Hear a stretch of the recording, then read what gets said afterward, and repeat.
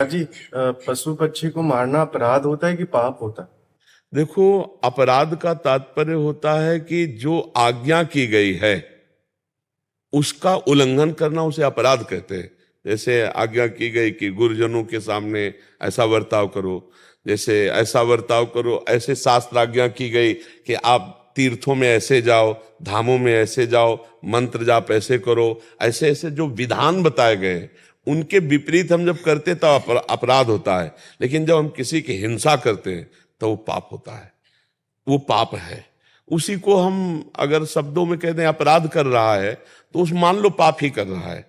और अगर हम जैसे शास्त्रीय भाषा हमको नहीं समझते और कह रहे हैं पाप है, तो मान लो कि वो अपराध ही है। जैसे गुरु अवहेलना करना, तीर्थों में जाकर के मनमानी आचरण करना, जो शास्त्र निषिद्ध है उन कार्यों को करना, जो मंत्र के समय बताया गया सावधानी करो ऐसा नहीं, जो वो अपराध की संज्ञा में आते हैं। और जब हम किसी को अपने सुख के लिए पीड़ा देते हैं तो उसे पाप कहते हैं। जैसे पाप शब्द में आता है मदिरापान करना, पर स्त्री गमन करना, दूसरे का द्रव्य अपहरण करना, और हिंसा करके दूसरे का मांस खाना, और जुआ खेलना।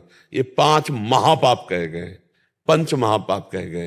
तो ये पाप के अंदर अंतर्गत आता है। अपराध के अंतर्गत और श्रेणियां हैं, ये पाप के अंतर्गत। जैसे सुभाषितानी में एक श्लोक था, इसमें सुभाषितानी अभिवादनशीलस्य नित्यं वृद्धो पसे विना चत्वारि तस्य वर्धन्ते आयुर्विद्या यशो बलम्। ये अपराध के अंतर जो आयु विद्या यश और बल का अपहरण करते, ये अपराध करने वाली बातों के लिखा गया है। तो पाप का मतलब सीधे समझ लो, जिससे हम सुख लेने की लालसा से कष्ट देते हैं उसे पाप कहते हैं। और जब हम मनमानी आज्ञा उल्लंघन करते हैं और मनमानी आचरण करने की चेष्टा करते हैं तो अपराध बन जाता है।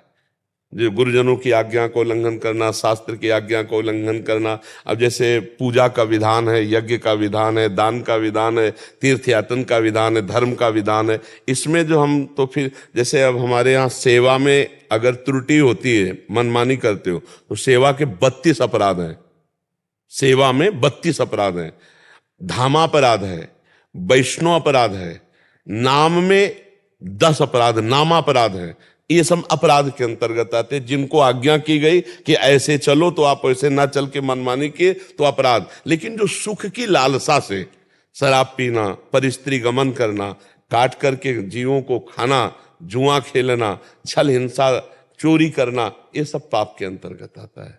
गुरुदेव भगवान, इतने सूक्ष्म अपराध हो जाते हैं, समझ में नहीं आता। जब इसीलिए नाम कीर्तन हर रोज करो। 30 मिनट नाम संकीर्तन करने से नाम संकीर्तनम यस्य सर्व पाप प्रणाशनम, सारे पापों का नाश हो जाता है ना। रोज शाम के 30 मिनट नाम, तो जाने अनजाने में जो वो सब हिसाब किताब बना।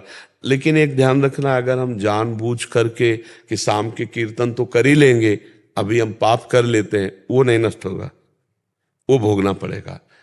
अब हमसे चूक हो गई या हमारा दिमाग फेल हो गया, हम शासन में नहीं रख पाए, कोई गलती, वो सब क्षमा हो जाएगा। और एक होता है जानबूझ के उत्साहपूर्वक प्लानिंग के साथ पाप करना, और फिर ये प्लानिंग हमारी है कि शाम के तो नाम कीर्तन कर ही लेंगे, तो नामापराध के अंतर्गत आ जाता है, फिर उसे भोगना पड़ता है।